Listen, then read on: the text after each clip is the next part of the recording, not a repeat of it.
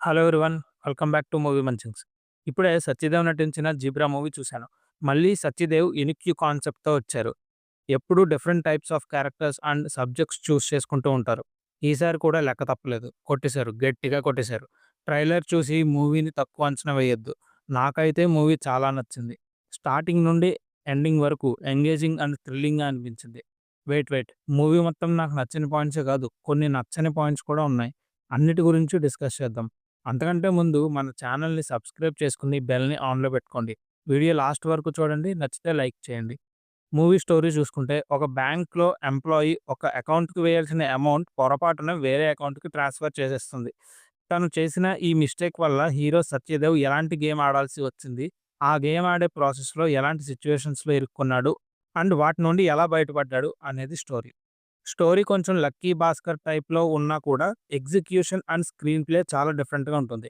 అసలు ఆ మూవీకి, ఈ మూవీకి స్టోరీ లైన్‌లో తప్పితే ఇంకెక్కడా కూడా పోలిక ఉండదు. బ్యాంకింగ్ సిస్టమ్‌లో ఉన్న లూప్ హోల్స్‌ని యూజ్ చేసుకొని మనీతో ఎలాంటి గేమ్ ఆడారు అనేది చాలా బాగా చూపించారు. ఈ బ్యాంకింగ్ గురించి తెలియని వాళ్ళకి కొంచెం కన్‌ఫ్యూజ్ అయ్యే ఛాన్స్ ఉంటుంది. బట్ కొంచెం కేర్‌ఫుల్‌గా చూస్తే అర్థమైపోతుంది. హీరో సత్యదేవ్ చాలా బాగా చేశారు. One of the stand out performance ఈ మూవీకి. ధనుంజయ్ క్యారెక్టర్ కూడా చాలా అంటే చాలా బాగుంది. ఇంకా కమెడియన్ సత్య, సీనియర్ యాక్టర్ సత్యరాజ్, సునీల్ వీళ్ళందరిది ఒక్కొక్కళ్ళది ఒక్కొక్క క్యారెక్టరైజేషన్. అందరూ కూడా ద బెస్ట్ పెర్ఫార్మన్సెస్ ఇచ్చారు. కమెడియన్ సత్య కామెడీ హైలైట్ అయింది. చాలా బాగా వర్కౌట్ అయింది మూవీకి. చాలా మంచి ఎంటర్‌టైనర్ ఆ క్యారెక్టర్‌తో దొరుకుతుంది. హీరో ప్రియ అండ్ జెన్నిఫర్ కూడా వాళ్ళ రోల్స్‌కి తగ్గట్టు బానే పెర్ఫార్మ్ చేశారు. అన్నీ నచ్చాయి గానీ ఒక్కటి మాత్రం నచ్చలేదు. ఈ స్టోరీకి కమర్షియల్ ఎలిమెంట్స్ మిక్స్ చేసేసి లింక్స్ పెట్టేసి తీశారు. అలా తీయడం ఓకే.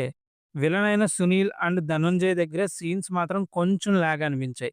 మూవీ ఒక ఫ్లోలో వెళ్తుంటే మధ్యలో ఈ సీన్స్‌కి అంత సీన్ అవసరమా అనేంతలా ఉన్నాయి. అదొక్కటే ఈ మూవీకి మైనస్ అనిపించింది.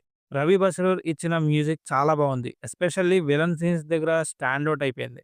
సాంగ్స్ పెద్దగా లేవు. ఒకటో రెండో ఉన్నాయి. అవి కూడా బాలేదు.